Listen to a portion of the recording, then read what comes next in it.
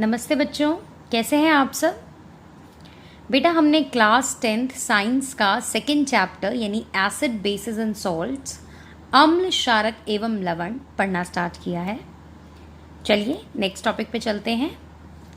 Strength of acids and bases यानी कि अम्ल व क्षारक की प्रबलता।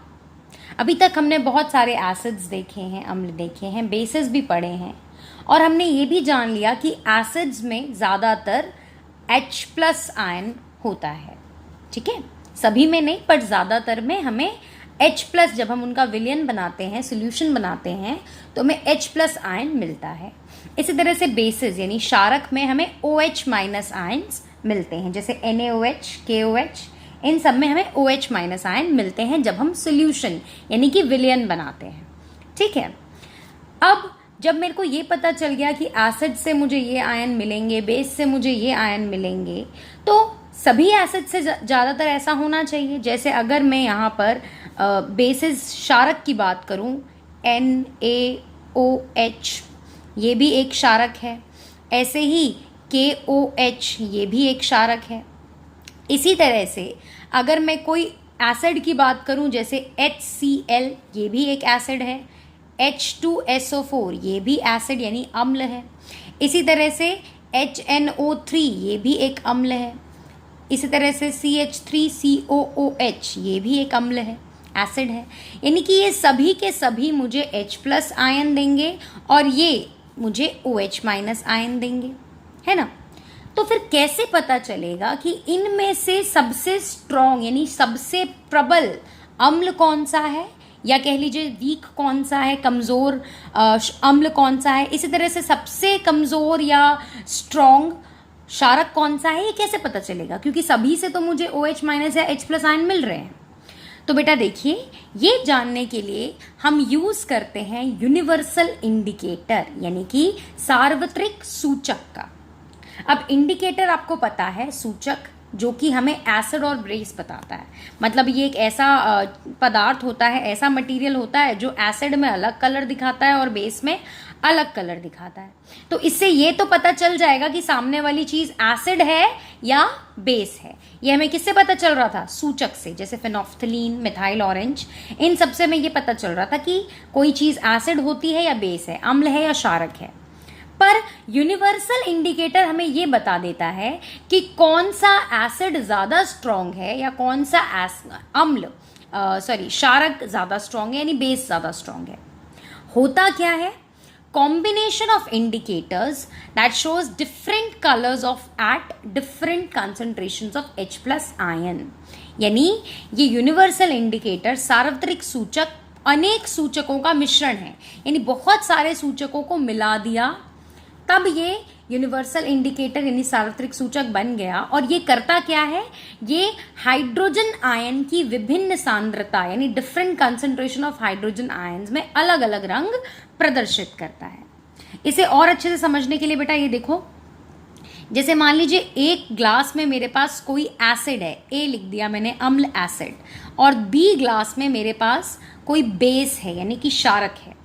अब अगर मैं नॉर्मल इंडिकेटर डालूं, जैसे कि लिटमस पेपर नॉर्मल इंडिकेटर है, फेनोफ्थलीन नॉर्मल इंडिकेटर, वो अगर मैं इसमें डालूं तो कोई कलर शो करेगा, इसमें डालूंगी तो कोई और कलर शो करेगा, एसिड बेस में क्लियर हो जाएगा। लेकिन अगर मैं यहां पर एक एसिड ले लूं A1, एक एसिड ले लूं A2, एक एसिड ले लूं A3, इस तरह से एक ले लूं जिसमें B1 एक बेस हो यानी क्षारक हो, इसमें भी बेस ही हो पर कोई दूसरा बेस हो यानी दूसरा क्षारक हो, और इसमें भी कोई दूसरा बेस हो। ठीक है, तो अब क्या करूंगी? क्या मैं लिटमस का यूज करके बता सकती हूँ? नहीं, क्योंकि लिटमस क्या करता है बेटा? लिटमस जो है वो ब्लू को लाल करता है। या मान लीजिए मैंने फेनोफ्थलीन ले लिया, मैंने इस इंडिकेटर सूचक की जगह क्या ले लिया? फेनोफ्थलीन। अब आपको पता है फेनोफ्थलीन इसमें भी पिंक हो जाएगा, इसमें भी पिंक हो जाएगा, इसमें भी पिंक हो जाएगा, आपने पढ़ा हुआ है। वो क्या करता है? बेस में यानी कि क्षारक में पिंक कलर का हो जाता है, जबकि एसिड में कोई कलर नहीं होगा। तो मैं तीनों में डालूंगी तो फेनोफ्थलीन कोई कलर शो नहीं करेगा, यानी आपको पता चल जाएगा ये भी एसिड, ये भी एसिड, ये भी एसिड। इस तरह से इन तीनों में पिंक कलर शो होगा तो ये भी बेस, ये भी बेस और ये भी बेस क्षारक है। लेकिन इनमें से कौन सा एसिड ज्यादा स्ट्रॉन्ग है ये मुझे यूनिवर्सल इंडिकेटर बताएगा। क्यों? क्योंकि एसिड सारे H+ आयन बनाते हैं, इसमें भी H+, इसमें भी H+, इसमें भी। इस तरह से बेस OH-, OH-, OH-, लेकिन जिसमें H+ का कंसंट्रेशन, आप मान लीजिए अमाउंट, जिसमें H+ की मात्रा ज्यादा होगी वो ज्यादा स्ट्रॉन्ग, देखिए मान लीजिए H+ की अमाउंट इसमें सबसे ज्यादा है, सबसे ज्यादा H+ इसमें है, तो ये ज्यादा स्ट्रॉन्ग एसिड होगा। इस तरह से मान लीजिए सबसे ज्यादा OH- इसमें, इन तीनों में है, पर सबसे ज्यादा OH- किसमें है? B2 में है, तो ये ज्यादा स्ट्रॉन्ग बेस यानी कि ज्यादा प्रबल क्षारक होगा। तो जैसे ही हम कोई यूनिवर्सल इंडिकेटर डालेंगे वो इन तीनों में, क्योंकि तीनों में आयन की कंसंट्रेशन अलग अलग है, सांद्रता अलग अलग है, तो तीनों में अलग अलग कलर शो करेगा। और इसी के साथ हमारा नेक्स्ट टॉपिक आता है पीएच। जैसे मैंने बताया ना यूनिवर्सल इंडिकेटर, वो होता है पीएच स्केल, या आपने देखा भी होगा कि पीएच पेपर। देख लेते हैं क्या है। आपकी जो स्कूल की लैब है उसमें भी पीएच पेपर आपको देखने को मिलेगा। यहाँ पर ये देखिए, आप देख रहे हैं 1 2 3 4 5 6, ये बताऊंगी अभी क्या है। अभी आप नीचे के कलर्स देख लीजिए, ये पीएच पेपर के कलर्स हैं, और ये जो है बहुत, इस तरफ आप लेफ्ट साइड में देखेंगे, उल्टे हाथ की साइड बिल्कुल रेड हो जाता है, और इस तरफ आप बिल्कुल देख लिए पर्पल कलर का, बैंगनी से कलर का, ब्लूइश कलर आप समझ सकते हैं। तो ये क्या है बेसिकली, ये पीएच पेपर यूनिवर्सल इंडिकेटर यानी कि सार्वत्रिक सूचक है, जो अलग अलग अम्ल में या अलग अलग क्षारक में, एसिड या बेस में डालूंगी तो जो जिस हिसाब से स्ट्रॉन्ग होगा उस हिसाब से इसका कलर भी चेंज हो जाएगा। जैसे अगर मैं बहुत ज़्यादा स्ट्रॉन्ग एसिड में डालूं, बहुत प्रबल अम्ल में डालती हूँ अगर ये पीएच पेपर, तो बिल्कुल ये जो ब्राइट रेड देख रहे हैं ना, बिल्कुल लास्ट वाला लेफ्ट साइड को, इस तरह का कलर हो जाएगा पीएच पेपर का।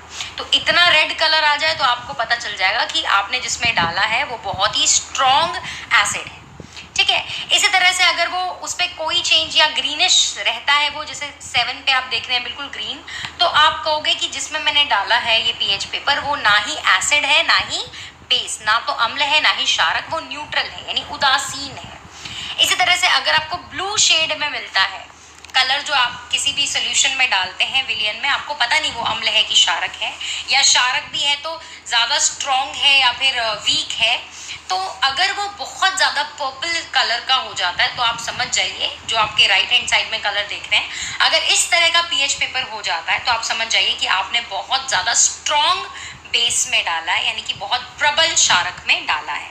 और अगर आपको 9 10 8 इस तरह के कलर्स दिख रहे हैं आपको पीएच पेपर पे, तो आप समझ जाइए कि क्षारक तो है लेकिन इतना ज़्यादा स्ट्रॉन्ग नहीं है। इस तरह से अगर आपका जो पीएच पेपर डालने के बाद अगर ऑरेंज सा कलर आ जाए या येलो सा कलर आ जाए, तो आप समझ जाइए कि अम्ल तो है लेकिन वो ज़्यादा स्ट्रॉन्ग अम्ल, ज़्यादा प्रबल एसिड नहीं है।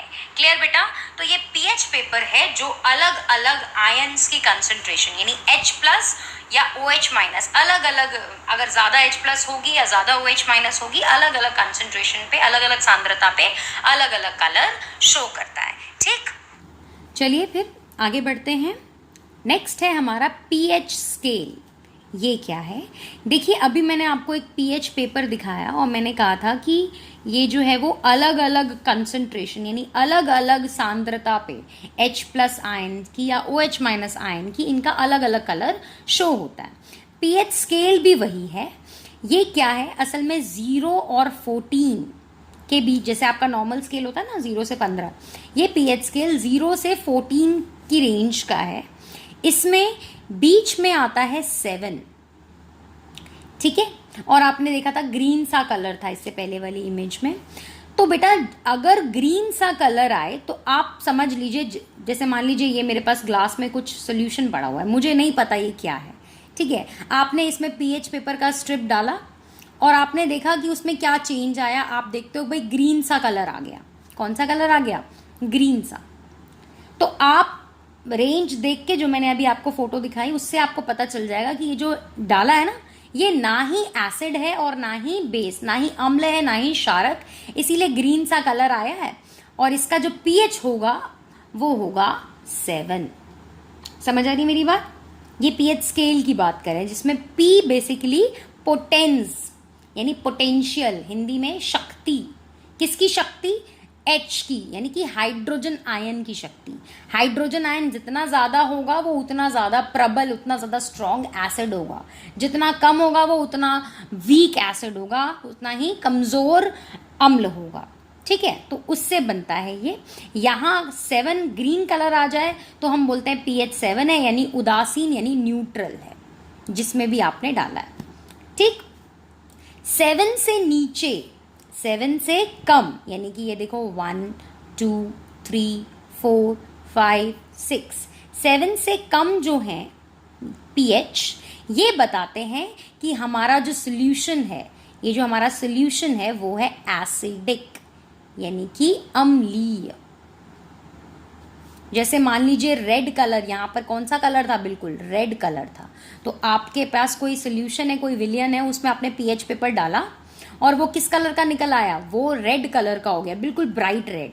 ठीक है, तो आप देखते ही बता देंगे कि ये ब्राइट रेड है, इसका मतलब इसका पीएच 0 या 1 के बीच में होगा और ये बहुत ज़्यादा एसिडिक है, यानी कि बहुत ज़्यादा स्ट्रॉन्ग अम्ल है, प्रबल अम्ल है। अब आप कहोगे कि मैम ये जब स्ट्रॉन्ग है तो इसका वैल्यू तो ज़्यादा होना चाहिए। नहीं, ऐसा नहीं होता। आप ध्यान रखिए इस स्केल को। जैसे आपने वो नंबर लाइन पढ़ी है ना, यहाँ 0 होता है, यहाँ माइनस में होता है, यहाँ पे प्लस में होता है, पढ़ा वो +1 +2 +3, यहाँ -1 -2 -3। बिल्कुल वैसे जैसे आपने ये याद करी है वैसे ही आपको ये भी याद करनी है। ये पीएच स्केल 0 से लेके 14 तक होती है, 1 2 3 4 5 6 7 8, इस तरह से 8 9 10 इस तरह से होगा ये। अगर बीच का पीएच हो 7, उसका मतलब ना ही आपका सोल्यूशन अम्लीय है ना ही क्षारकीय है, क्षारीय में। ठीक है, ना ही वो एसिड है ना ही बेस है, न्यूट्रल है, उदासीन है। अगर 7 से कम हो तो वो एसिडिक होता है और अगर 7 से ज़्यादा हो तो वो बेसिक होता है, यानी कि आपने जिसमें डाला है वो क्षारक है। समझ आ गई बात? अब याद करने वाली क्या चीज़ है इसमें? देखिए प्लीज़ ध्यान से देखिएगा। ऐसे जाओगे जब आप, यानी कम की तरफ, तो ज़्यादा स्ट्रॉन्ग एसिड होगा, यानी पीएच जितना कम होगा, ये नीचे की तरफ एरो है, यानी जितना कम हो तो इसका मतलब क्या होता है? उतना स्ट्रॉन्ग एसिड होगा, उतना स्ट्रॉन्ग एसिड यानी कि स्ट्रॉन्ग अम्ल होगा। यानी pH 1 और pH 5 है तो दोनों ही एसिड। क्यों? क्योंकि 7 से नीचे है। समझ आ रही है मेरी बात? देखिए 7 से इधर सारे एसिड और 7 से इधर सारे बेस। हिंदी में ये इधर अम्ल, ये इधर बेस। समझ आ रही है? अच्छा, अब उसमें भी 1 और 6 का कंपैरिजन करूं तो ये pH कम, इसका मतलब ये ज़्यादा स्ट्रॉन्ग, ये वीक। क्लियर? और इसी तरह से pH जितना ज़्यादा होगा, जितना ज़्यादा हो तो इसका मतलब उतना स्ट्रॉन्ग बेस, यानी क्षारक। तो यहाँ से यहाँ जाओगे तो स्ट्रॉन्ग होते जाओगे और यहाँ से यहाँ जाओगे तो भी स्ट्रॉन्ग होते जाओगे। समझ आ रही है? इस तरफ जाओगे तो भी आपकी शक्ति, किसकी शक्ति? जो भी आपने लिया है सोल्यूशन उसकी शक्ति बढ़ेगी, पर कैसी वो होगा? कैसा? बेसिक होगा, क्षारकीय। और यहाँ से यहाँ जाओगे तो भी वो प्रबल होते जाएगा, स्ट्रॉन्ग होते जाएगा, लेकिन होगा कैसा? एसिड होगा। तो याद रहेगा ना बच्चा? अगर यहाँ से यहाँ जाओगे तो एसिड, यहाँ से इधर जाओगे तो बेस, इस तरफ जाओगे तो ज़्यादा स्ट्रॉन्ग एसिड यानी कि जब कम होते रहेगा पीएच, और इस तरफ जाओगे जब पीएच बढ़ता रहेगा तो ज़्यादा स्ट्रॉन्ग बेस। इस पे क्वेश्चन कैसा आता है? मान लीजिए वो आपको दे दे कि कोई एक सोल्यूशन है, कोई एक विलियन है जिसका पीएच है 8, तो अब बताओ ये सोल्यूशन कैसा होगा? क्या ये एसिडिक होगा या बेसिक होगा? तो आपको दिमाग में रहना चाहिए कि 7 से ज़्यादा सारे ही, इवन 7.1 भी 7 से ज़्यादा है तो इसीलिए क्या है? बेस है। इस तरह से क्वेश्चन देगा कि pH 4 ये क्या है? एसिड है कि बेस है? तो आप देखोगे कि 7 से कम है ना, तो इसका मतलब ये होगा एसिड। ये तो क्लियर है। लेकिन अगर वो कहे कि pH 2 ज़्यादा स्ट्रॉन्ग है या pH 6, तो आप देखोगे कि दोनों 7 से कम है तो दोनों ही एसिड है। ये भी अम्ल है और ये भी अम्ल है। लेकिन स्ट्रॉन्ग कौन सा है? इस तरफ जाओगे तो स्ट्रॉन्ग हो गए ना, इस तरफ क्या है 2, तो 2 ज़्यादा स्ट्रॉन्ग है। समझ आ गई मेरी बात? इसी तरह से क्वेश्चन आ जाए कि pH 10 ज़्यादा स्ट्रॉन्ग है या pH 14, तो देखो 7 से ज़्यादा है दोनों ही, तो ये भी बेस है यानी ये भी क्षारक है और ये भी क्षारक है, ये तो पता चल रहा है। लेकिन स्ट्रॉन्ग कौन सा है इसमें से? तो देखो ऐसे जाओगे तो स्ट्रॉन्ग होंगे ना, ऐसे 14 आएगा तो 14 ज़्यादा स्ट्रॉन्ग है। क्लियर? इस तरह के 1 या 2 मार्क के क्वेश्चन आपके बनते हैं। इसी को हम कहते हैं pH स्केल, जो कि हमें पोटेंशियल बताता है किसका? H+ आयन का, बेसिकली शक्ति बताता है किसकी? एसिड्स और बेस की। इसी स्केल के हेल्प से हम डिसाइड करते हैं कि कौन सा एसिड स्ट्रॉन्ग है या कौन सा बेस स्ट्रॉन्ग है या कौन सा अम्ल या क्षारक वीक है। क्लियर बेटा? अब देखिए एक दो छोटी छोटी रिएक्शंस देख लेते हैं, अभिक्रियाएं। देखिए जैसे स्ट्रॉन्ग एसिड्स यानी प्रबल अम्ल, इसका एक एग्जाम्पल है HCl यानी हाइड्रोक्लोरिक एसिड। ये जब पानी में मिलता है, मैंने बताया ना विलियन में मिले, विलियन बनेगा, सोल्यूशन बनेगा तो ही आयंस बनेंगे। ये आपको बता चुकी थी मैं इससे पहले वाली वीडियो में, अगर याद नहीं है तो प्लीज़ उसको पहले देख लीजिए, क्योंकि क्वेश्चन आता है इस तरह का कि अगर मैं ये सॉलिड ले लूँ, ठोस ले लूँ तो क्या होगा, क्या ये आयंस बनेंगे? तो आपका आंसर होगा नहीं। जब तक इसका विलियन यानी सोल्यूशन नहीं बनेगा तब तक ये आयंस टूटेंगे नहीं, डिसोसिएट नहीं होंगे। तो देखिए HCl में जब वाटर डालेंगे तो ये टूट जाएगा, ये बनेगा H+ और Cl-। इसी की वजह से हम इसे क्या कहते हैं? अम्ल कहते हैं यानी एसिड कहते हैं। इसी तरह से HNO3 यानी नाइट्रिक एसिड, नाइट्रिक अम्ल, इसमें भी पानी में लाएंगे, सोल्यूशन बनाएंगे इसका, तो ये भी टूट जाएगा H+ और बाकी क्या बचेगा? NO3-, यानी ये भी ये वाले आयन H+ आयन देता है। क्योंकि ये स्ट्रॉन्ग हैं यानी प्रबल हैं, इसीलिए ये ज़्यादा टूटते हैं और इनकी मात्रा, इनका अमाउंट, इनका कंसंट्रेशन, H+ आयन का कंसंट्रेशन ज़्यादा होता है। समझ आ रही है मेरी बात? इसीलिए हम इन्हें स्ट्रॉन्ग एसिड्स कहते हैं। अगर मैं वीक एसिड यानी दुर्बल अम्ल की बात करूं, कमज़ोर अम्ल की बात करूं, जैसे कि ये CH3COOH, ये एसिटिक एसिड है बेटा, आप पढ़ेंगे इसको आगे कार्बन कंपाउंड्स चैप्टर में। CH3COOH ये भी जब वाटर के साथ मिलता है तो ये भी H+ अलग हो जाता है यहाँ से और बच क्या जाता है? CH3COO-, ये बच जाता है। ये भी ये वाला आयन देता है, क्योंकि एसिड है तो H+ आयन तो देगा ही ना। लेकिन क्यों हम इसे वीक कहते हैं और इसे स्ट्रॉन्ग कहते हैं? क्योंकि ये फुली डिसोसिएट नहीं होता, यानी पूरी तरह से ये नहीं टूटता, पर ये फुली डिसोसिएट हो जाता है। मतलब जितना भी हमारे पास ये एसिड होगा, ये पूरा का पूरा एसिड टूट जाएगा। समझ आ रही है मेरी बात? और यहाँ पर ये कुछ कुछ एसिड के मॉलिक्यूल कह लीजिए, कुछ कुछ टूट जाते हैं और कुछ कुछ नहीं टूटते। जैसे मान लीजिए एग्जाम्पल के तौर पे, मान लीजिए मेरे पास एक ग्लास में ये वाले जो है वो 20 है, मान लीजिए, एग्जाम्पल दे रही हूँ मैं। तो जब आप पानी मिलाएंगे इसमें तो 20 के 20 नहीं टूटेंगे। समझ आ रही है? डिसोसिएट नहीं होंगे। मान लीजिए इनमें से हुए 5, तो जब 5 ही डिसोसिएट हुए तो 5 ही H+ निकल पाए ना।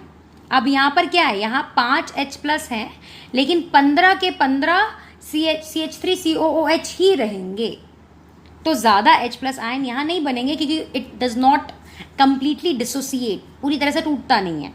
जबकि यहाँ पर अगर मैं 20 ले लूँ, 20 HCl मॉलिक्यूल ले लूँ, कुछ भी कह सकते हैं इसे, कंपाउंड कह लीजिए, तो 20 यहाँ पर ले लूँ, तो और जब इसमें पानी डालूंगी तो 20 के 20 टूट जाएंगे, तो यहाँ पर आपको 20 H+ मिलेंगे। तो इसी वजह से हम कहते हैं कि आयन की कंसंट्रेशन स्ट्रॉन्ग एसिड में ज़्यादा होती है, जबकि वीक एसिड में कम होती है। क्या बेटा? इसी तरह से स्ट्रॉन्ग बेस यानी प्रबल क्षारक, जैसे NaOH, सोडियम हाइड्रोक्साइड, इसमें भी वाटर मिलाना ज़रूरी है। नहीं मिलाऊंगी, मैंने आपको लास्ट वीडियो में बताया था, ये पैलेट्स के जैसे होते हैं, जैसे किशमिश वगैरह होती है ना, किशमिश कह रही हूँ, मिश्री वगैरह आपने देखी है, उस तरह से ये होती है। पानी मिलाओगे तो इसका सोल्यूशन बन जाएगा और ये आयन टूट जाएंगे, डिसोसिएट हो जाएंगे Na+OH- में। यहाँ पर इस केस में ये OH- ज़्यादा होंगे, कंसंट्रेशन ज़्यादा है। लेकिन अगर मैं वीक की बात करूँ, ये कैल्शियम हाइड्रोक्साइड एक वीक बेस है, यानी कि ये है दुर्बल क्षारक। जब इसमें पानी मिलाऊं तो होगा वही Ca2+ और OH- आएगा, लेकिन ये कम होगा। अब आप ये मत बोल देना मैम यहाँ तो एक ही है और यहाँ तो दो हैं, नहीं, ये तो बैलेंसिंग का है, ये भी बैलेंस तो करने हैं ना। लेकिन आपको ध्यान क्या रखना है, अगर यहाँ पे 20 NaOH ले लूँ तो 20 के 20 यहाँ मिल जाएंगे, लेकिन यहाँ 20 लूँ तो 20 में से 5 ही होंगे, 5 हुए तो फिर 10 ही मिले ना मुझे यहाँ पर। तो इस वजह से ये पूरी तरह से डिसोसिएट नहीं होता, जबकि ये हो जाता है। क्लियर?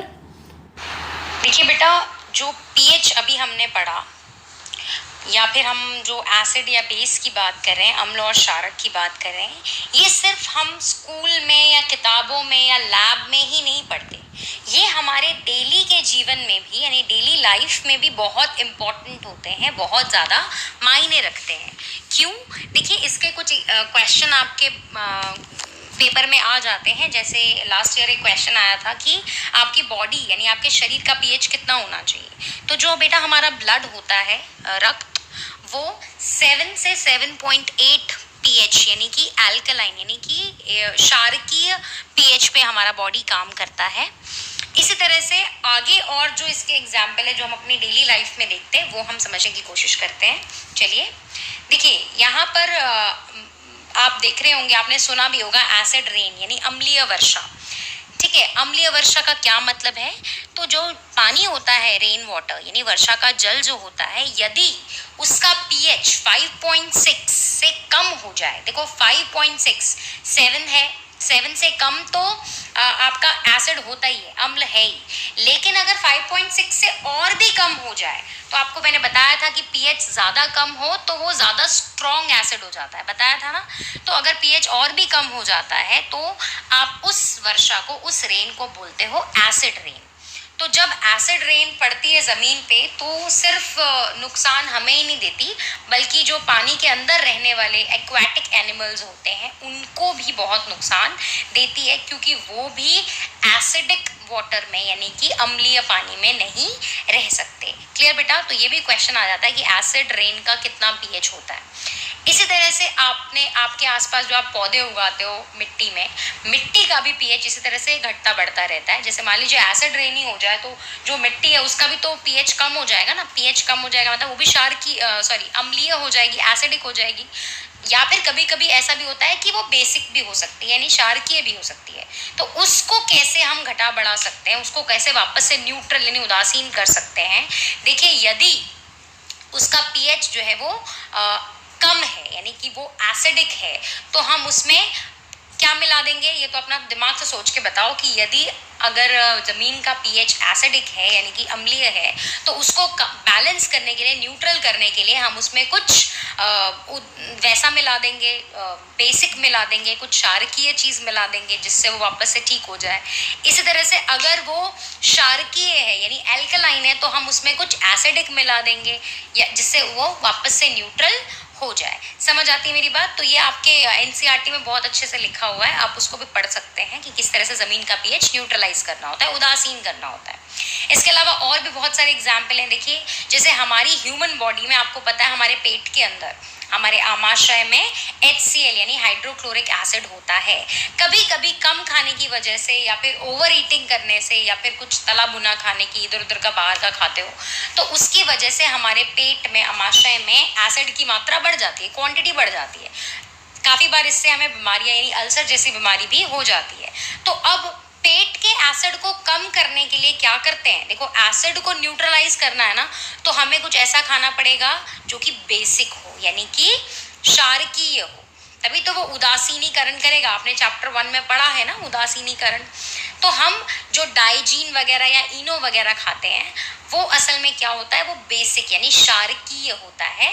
देखिए यहाँ पर नॉर्मली देखिए मैग्नीशियम हाइड्रोक्साइड, ये कैसा है? बेस है। तो जब हम ये सब खाएंगे तो हमारे शरीर का बढ़ा हुआ एसिड जो है वो धीरे धीरे, इनो वगैरह धीरे धीरे वो कम हो जाएगा और हमें थोड़ी सी राहत मिलेगी। ठीक है, टूथ डिके होती है, वो कब होता है? जब हमारे मुंह का पीएच 5.5 से कम हो जाए, यानी कि फिर से अगर हमारे मुंह का पीएच एसिडिक हो जाए, अम्लीय हो जाए। ठीक है, ऐसे कुछ खाने पीने से या ब्रश ना करने से। ये देखिए हमारे दांत का जो सबसे ऊपर का पार्ट होता है इनामल, बहुत स्ट्रॉन्ग हार्ड होता है। लेकिन जब एसिडिक हो जाता है हमारा मुंह, यानी अम्लीय हो जाता है, तो ये इनामल भी धीरे धीरे गलने लग जाता है। इसको कैसे हम कम कर सकते हैं? जाहिर है एसिडिक है तो इसको कम करने के लिए हमें कुछ बेस लेना पड़ेगा, है ना। तो आप जो पेस्ट करते हो, जो टूथ ब्रश करते हो, उसमें आता है ना कि क्या आपके टूथपेस्ट में नमक है, ऐसा आता है ना। पर अगर आप ध्यान से देखो अपने टूथपेस्ट को, तो वो असल में बेस यानी कि क्षारकीय चीज़ों से बना हुआ होगा, जो आपके टूथ डिके को कम कर सकता है। तो कैसे कैसे कम कर सकते हैं? या तो हम डेली ब्रश करें, जाहिर ही है ब्रश तो करना ही है। ठंडी चीज़ें, आइसक्रीम, मीठी चीज़ें ना खाएं। और दूसरा, हम ऐसा पेस्ट लें जो कि हमारे बेसिक हो, यानी कि क्षारकीय हो और हमें टूथ डिके से बचाए। क्लियर बेटा? होगा। देखिए आगे बढ़ते हैं, और क्या क्या है। आपने देखा होगा कि जब हमें हनी बी काट लेती है ना, तो बड़ी जलन सी होती है। ठीक है, आपके एनसीईआरटी का एग्जाम्पल है, और क्वेश्चन भी आता है इस पे कि जब हमें मक्खी काट ले तो क्या करना चाहिए। ठीक है, तो मक्खी काटते जलन क्यों होती है? क्योंकि वो एक तरह का अम्ल हमारे शरीर में छोड़ देती है, और उस अम्ल को यदि हमको कम करना है, उस जलन से बचने के लिए, तो आपने देखा होगा हमारी मम्मी वगैरह क्या करती हैं, पेस्ट लगा देती हैं। अभी मैंने आपको बताया कि पेस्ट कैसा होता है, क्षारकीय यानी कि बेसिक होता है। अम्ल को न्यूट्रलाइज करने के लिए आप इस पर बेकिंग सोडा या टूथपेस्ट कुछ भी लगा सकते हैं, और फिर ये उदासीन हो जाएगा, यानी न्यूट्रलाइज हो जाएगा। इसके अलावा कुछ पौधे भी होते हैं जिनके कांटे जब हमें लग जाएं तो वो भी हमें बड़ी जलन देते हैं। क्यों? क्योंकि इन कांटों में भी क्या होता है, एक तरह का एसिड। ठीक है, आप अगर एनसीईआरटी पढ़ेंगे तो आपको पता चल जाएगा, पूरी एक टेबल बनी हुई है उसमें कि कौन सी चीज़ में कौन सा एसिड होता है या कौन सा बेस होता है। तो वो टेबल को आपको अच्छे से याद करनी है। बस आपको छोटी सी बात इतनी ध्यान रखनी है कि अगर एसिड चला गया है शरीर में तो उसको कम करने के लिए बेस लेना होगा, क्षारक लेना होगा, और अगर बेस है ज़्यादा तो उसको कम करने के लिए हमें एसिड लेना होगा। क्लियर?